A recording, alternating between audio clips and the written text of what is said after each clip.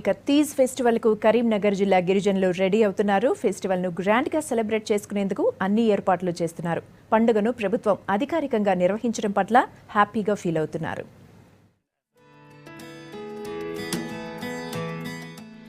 లంబాడీల పవిత్రమైన తీజ్ పండుగకు కరీంనగర్ జిల్లాలో గిరిజనులు సిద్ధమవుతున్నారు. ఏటా శ్రావణ భాద్రపద మాసాలతో పాటు దసరా దీపావళి మధ్య 9 రోజుల పాటు ఈ తీజ్ ఫెస్టివల్ ను యువతులు గ్రాండ్ గా జరుపుకుంటారు.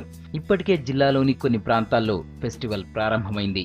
మహముత్తారం, కాటారం, మల్హర్ మండలాల్లోని తండాలు తీజ్ కు రెడీ అవుతున్నాయి.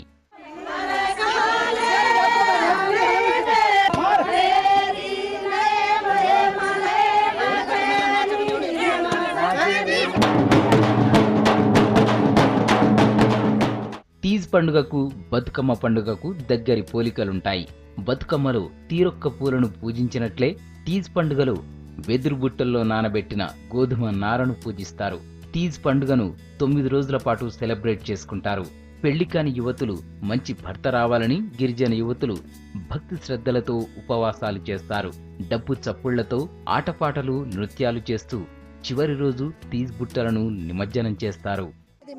లంబడి బతుకమ్మ ఇది ఆడిపోరగాళ్ళు పెళ్లికాళ్ళు పిల్లగాళ్ళు 3 పూటలు నీళ్ళు పోస్తారు, ఉపవాసం ఉంటారు, సప్పడి తింటారు. 9 రోజులు నీళ్ళు పోసి వాళ్ళకు ఉపవాసం ఉండి 9 రోజులకు వాళ్ళకు పూజ చేసి దాని తర్వాత ఉపవాసం.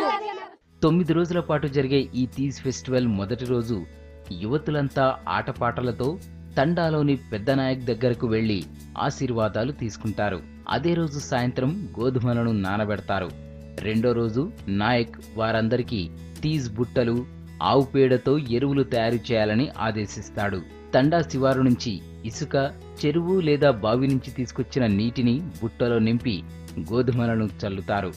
ఇలా ఏర్పాటు చేసిన బుట్టలో గోధుమ నారును 9 రోజుల పాటు పెరిగేలా చూస్తారు.